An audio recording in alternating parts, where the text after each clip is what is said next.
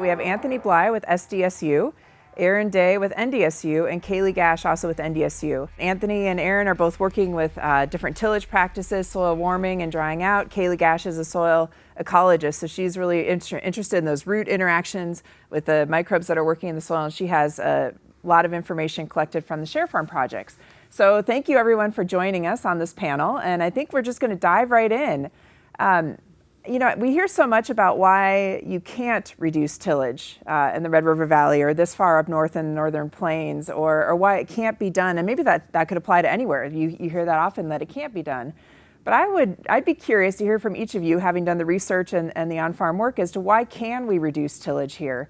And maybe we'll start with Anthony down in South Dakota as to your thoughts, both as a university individual, but also as a farmer. You use a lot of these practices on your own farm. So let's go right to Anthony.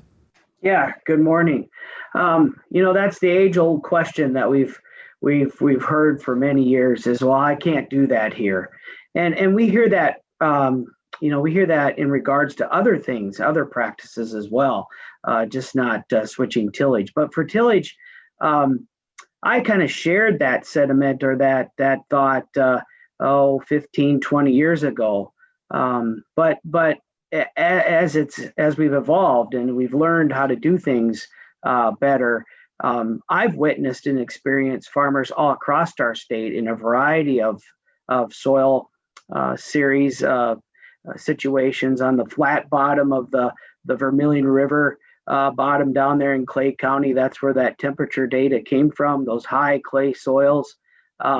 It's working there for a farmer that I know quite well there, and it's working for other producers with very, very tough soils to farm. And so in that period of 15 years, I've changed my thoughts on this as well. And I believe, and I know because I've seen it, that these practices will work with about any soil situation. But it takes adherence to the soil health principles, and maybe we can talk about them later. But I'll leave it there. Great, thank you, Anthony. And Aaron, you know, you've been doing some research. You had work on this tile drainage and I think reduced till down in Iowa when you were there before, and now you've brought a lot of that work up here to North Dakota and have plots here. And could you tell us what your research tells you about why these practices can work in the Northern Plains?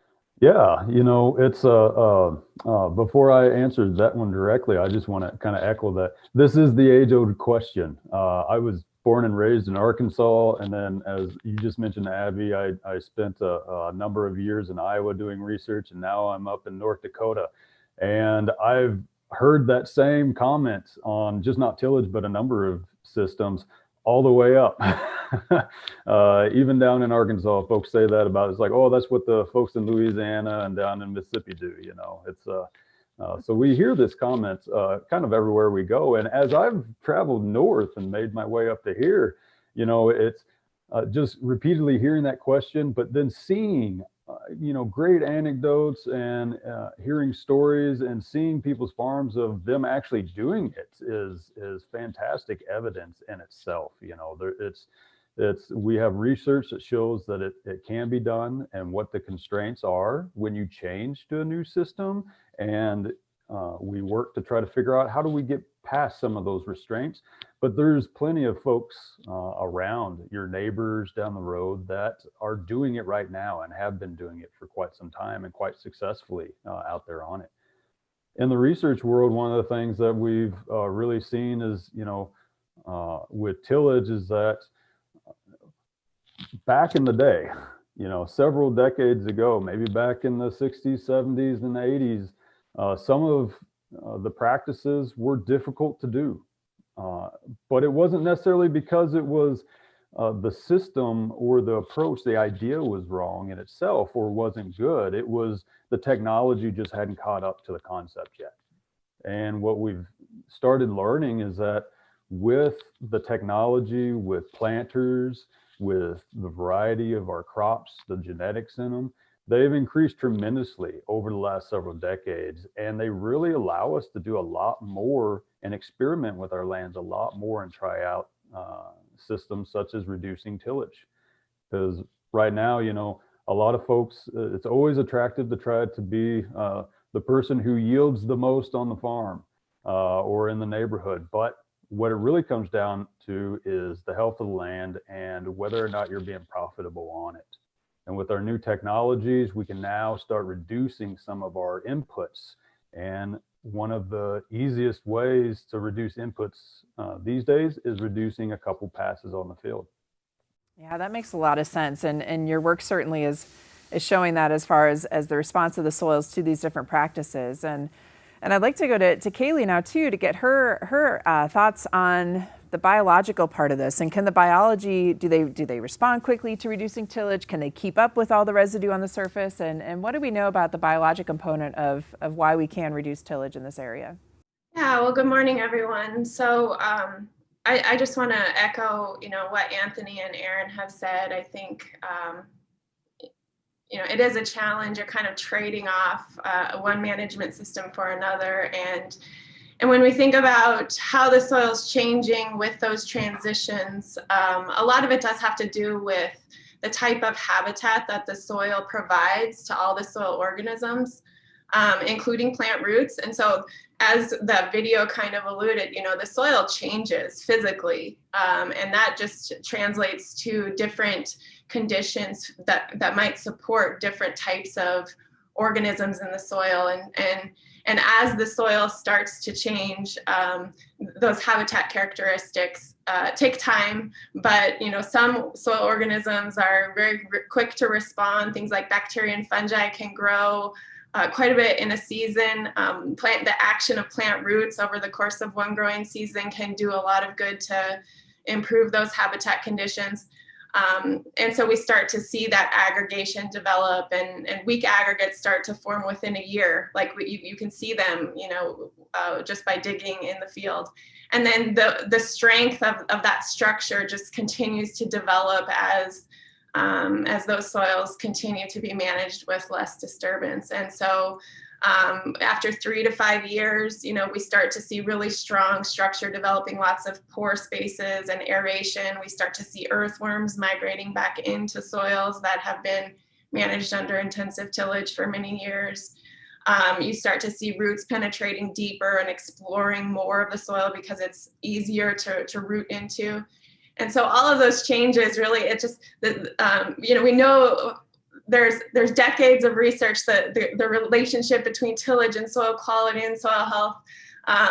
We know so much about how destructive tillage is to soil and the biological aspects. And so all you have to do is just stop or back off a little bit, because the natural tendency of a soil is to develop that beautiful structure and host so much biological activity that can translate to producing a healthier crop. So those changes tend to happen pretty quickly, visibly, and then they just strengthen over time.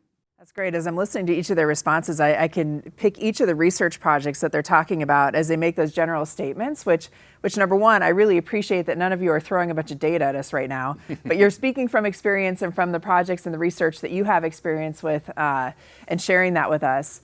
So Caley, you're kind of alluding to some of these different additional benefits that you might see by using reduced tillage and what that might mean for an operation.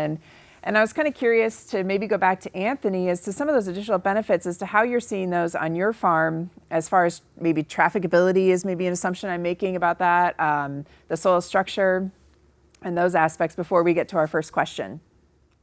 Sure, yeah. I'll put on the farmer hat right now. It's not my main job, of course. This is my main job here, but our farm made a decision in 1992 to go full no-till and to be devoted to it.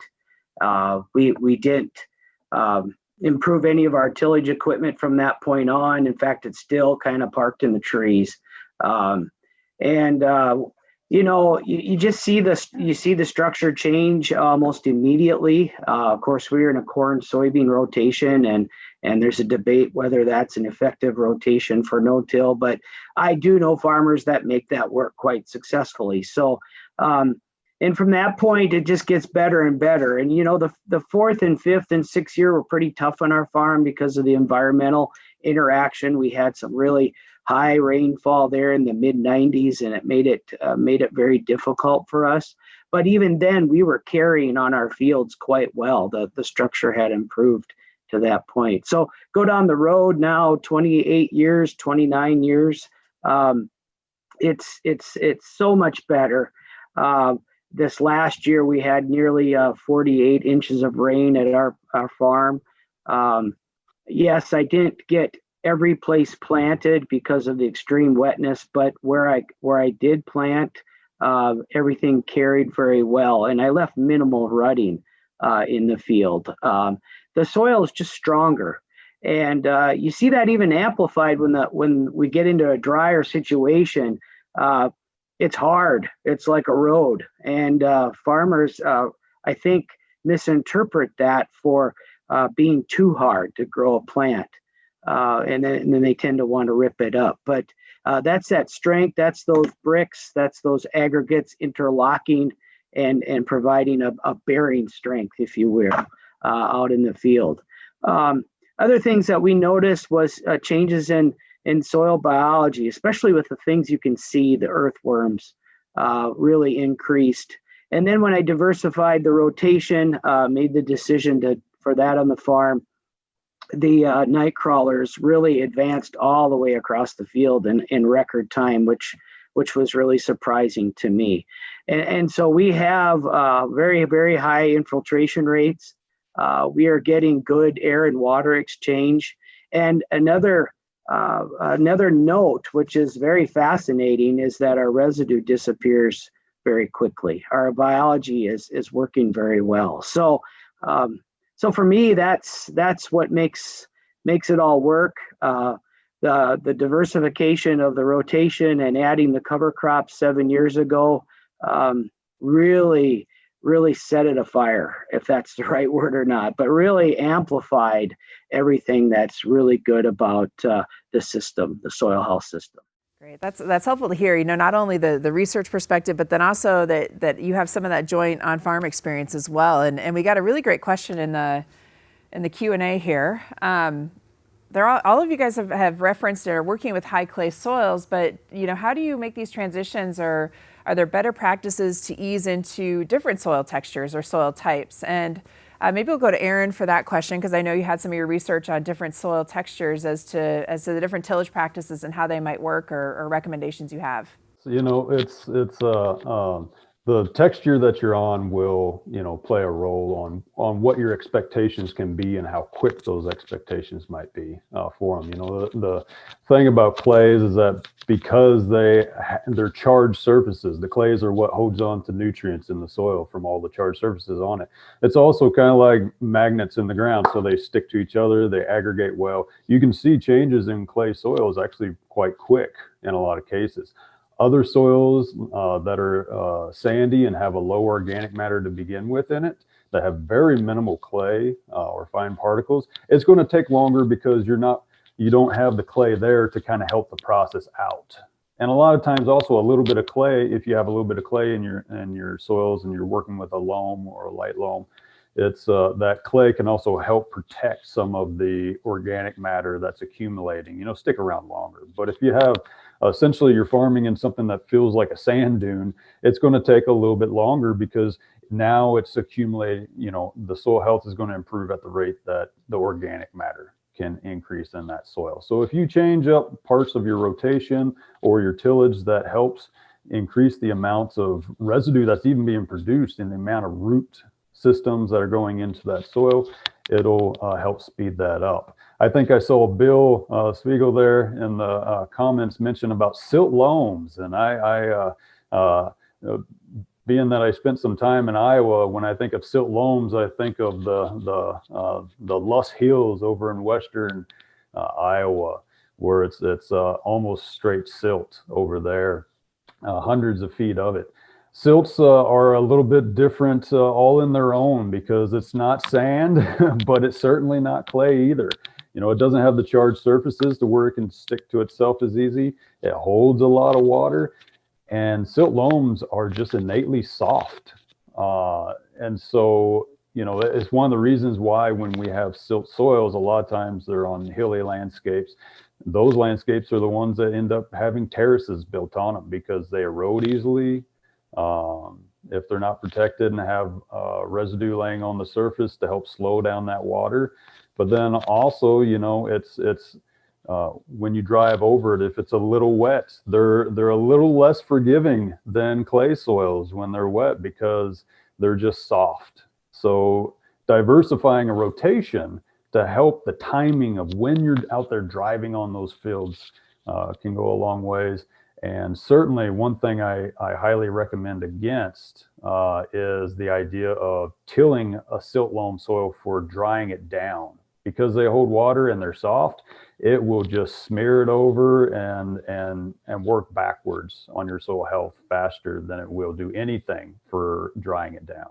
I'm seeing some biological questions come in here and some things that I'm going to direct towards Caley about, you know, can reducing tillage alone improve structure in a soil or improve the microbial communities enough in 3 to 5 years, or does adding a cover crop help? Could you add compost or manure to speed things up? What are some of the things that you could do to really improve that change of the soils from reducing tillage to make them the transition easier?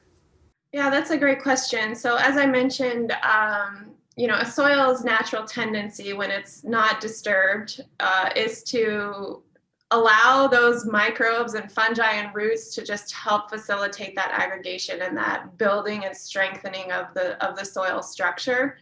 And so certainly if you reduce tillage, that's the first step. That's kind of the most important impact, you know, biggest impact that you can make is reducing the frequency and intensity of tillage. Then, you know, you don't want to leave that soil fallow because plants are the foundation of the soil food web. That material that plants grow out of air and water and nutrients in the soil is what feeds all of the other microbes in the soil, and then other organisms come in and feed on those microbes, and so that's how the system works. And so having growing plants there is really the next most important thing after you reduce your tillage. And the more plants that you can have and the longer that you can have the soil occupied by plants is just going to facilitate that development and all that action of those biological organisms that much faster. And so sure, if you have you know, a diverse rotation, that is better than maybe growing one crop year after year after year. If you can add on some cover crops so that you just reduce the time and the space that experience is fallow, then you're just going to be accelerating the development of those healthy soil properties. So on top of that, then yeah, adding some kind of organic matter. You know, one of the best sources of organic matter that you can add is just last year's residue. A lot of the surface residue can, you know, blow away or kind of degrade over time, but those roots, leaving those roots intact and so that they can degrade and feed those soil organisms is, you know, that does a lot of good. If you want to bring in compost or manure, if you have a source for that, and if it fits into the economics of your operation, then, you know, that's more food and fuel for all of those good organisms in the soil that are just going to, you know, push that recovery forward. And so certainly, as I mentioned, you know, stopping or reducing tillage is the best thing you can do, but then protect the soil and feed it and provide that protection and habitat for the organisms, and they're just going to do their thing and they're going to do all the work for you, and you'll start to see those benefits over time. Caley, if I could ask a follow-up to that, maybe we have a really good question about metrics. And so biologically, how are there analysis that we can get to track our metrics, and how do we know like this stuff's working biologically? And then maybe after Caley, I'll go to Aaron for more of the physical answer to that. There are tests. There are commercial tests provided by commercial labs that can tell you how much bacteria you have in your soil, how much fungi, those kinds of things. You know, I use those as in my research all the time. They're very useful tools, but I don't necessarily recommend those kinds of tests for farmers because we can talk about, you know, having confidence in the data and what it takes to actually get a data set that you can make solid conclusions from year to year.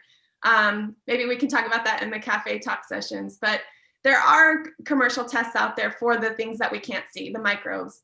But really what I like to have faith in, seeing the earthworms. And if you're seeing aggregates in the development of that structure, if you know that you're protecting the soil, keeping it in place, feeding it with residues and organic matter, you just have to have faith that those microbes are there.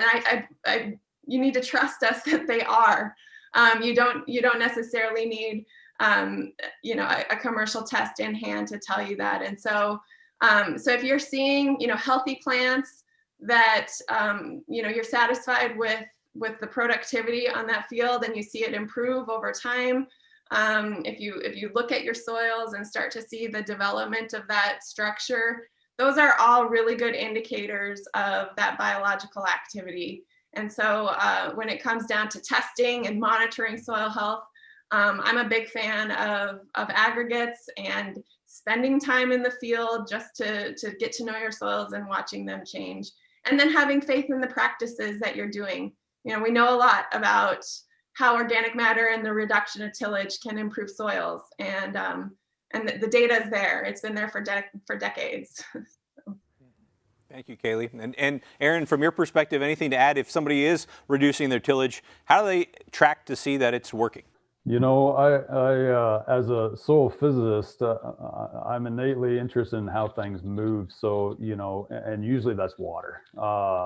And one of the things, with water on our landscapes is that if you're in an area to where you're worried about excess moisture out in the fields, and so your thought is like, well, if I reduce tillage, is that just going to make even more excess water out there or not?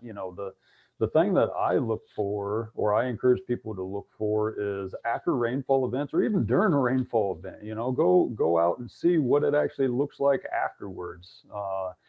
Are your fields, are they sopping wet and soft? And when you walk out, you come back to the truck with 60 more pounds of mud on your boots than what you went into the field?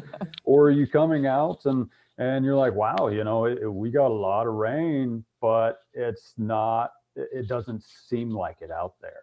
One of the things when you reduce tillage is that you preserve macropores that are built either by the soil cracking or by the root systems. Once you give a root system a year or two to kind of start rotting out of some of those pores open up and water moves down. And that's great, because if you get water down deep in the soil profile, it stays there longer for later in the crop season when the plants really need it, to when they're filling grain. That's when they need the most water, is when they're filling grain. And you keep that top of the soil firm, so it holds up equipment when you try to drive over it during your typical operations. So, to me, the best combination is a firm, strong soil that drains really good. That is the magic combination that I look for, because that's preserving those aggregates and managing water well in those situations. And I can tell you this, kind of thinking earlier to what Tim was mentioning with the journey and looking out, seeing what other people are doing and stuff. When I started off in agriculture, I was working with rice systems down in Arkansas. And one of the things in rice systems that you'll hear about is puddling soil. It's intentionally tilling soil when it's wet for the purpose of destroying aggregates. And when it dries, it hardens up, and you can maintain a flood. For rice, that's good. It's a water conservation method when you're doing flood-based rice. When you do it for upland crops, it works the other way. It's very destructive for it. So, and that's one of the reasons why I mentioned earlier, even, tilling for the purpose of drying the soil, you might get a wee bit of drying there, but you're working backwards on your drainage. And so going out after rainfalls and seeing how those fields that ponded, that were muddy for, a week, 2 weeks after a good rainfall, when you change a practice, go out and take a look. See if they're still, muddy, if they're sticking, or if you can actually walk out there now and still have clean boots when you come back to the truck. So we're talking a little bit too, you're sharing some information on transitioning. And so how long can somebody expect, to stick with that change and see results? And how do they deal with the compaction or ruts that they may have in that transitional period? And maybe let's go to Anthony for this one as to how do you manage that and what can you expect? Well, first of all, I think it's a commitment and a change of frame of mind. I think you stay committed, but problems will occur. There's no doubt. And so those ruts that we had, just minimally fix those and make it trafficable or make it plantable for the next crop. And if that involves an old wore out disc or when I was up at the dirt conference last year, a well-seasoned producer said, we have a tire drag. And he explained a drag made out of semi-tires that they pull behind a tractor and just, go around and just try to work those ruts shut. And I think that was a great answer. And so, yeah, just minimally fix those and make the field trafficable and get on with the next year's crop and make it happen and just stay committed. I see too many producers that have their tillage equipment and they're even maintaining it. And it just makes it so easy to go grab that big disc and, I'm doing part of the field, and then the whole field ends up getting worked, So stay with that commitment and talk to the producers that are and get support from them, and we'll all learn together. That's the approach. Great. Thank you very much for that, Anthony. We do have several questions still in the queue here, and we're running close to time on this panel. So I'll tell you, we have a question on buying equipment and the economics behind equipment, and then we have another question about why producers might be hesitant. We're going to take those two into our next panel, which is actually a producer panel to talk about those. So don't think that we're ignoring your question there. I do want to end with maybe one more question for Caley, which is, how does residue decomposition change with different practices? That's a really great question. And that's one of the biggest challenges in this transition period from having a history where you're incorporating the residue and breaking it up and mixing it in with the soil so that you have an easier soil to plant into the following year. That's kind of the conventional system. And then as you're transitioning to a no-till, you tend to have all this surface residue and it causes problems for equipment and stand uniformity and all of that. So those first few years, based on what I've heard from farmers who've experienced this, and I think Anthony alluded to this, is that the first few years, maybe the first 5 years, are challenging. And you kind of might have to get a little creative by incorporating some cover crops to change those carbon to nitrogen ratios so that residue starts to decompose. Or maybe you try strip till as sort of your transition, tool to migrate into a reduced till system. But as that soil begins to recover, as those microbes and fungi and earthworms and insects kind of return to that soil and boost their numbers in response to the lack of disturbance, they're going to take care of that residue over time. And so their ability to reduce that residue and break it down, make it soft, blow it off as CO2, that's all going to improve over time. And it just gets easier and easier the longer that habitat for them is maintained. So they'll help you out. It just takes a little bit of time for that system to get kind of ramped up and crank in. This was an excellent panel. I know it was very short, but I think it gave us great exposure to the research that's there. The things that I took away from it is that there's been research done on reducing tillage for decades. So that the information exists, that it's there to use, but that sometimes the evaluation of whether it's working or not is as simple as walking in the field and getting a shovel in the ground and getting your hands in the soil.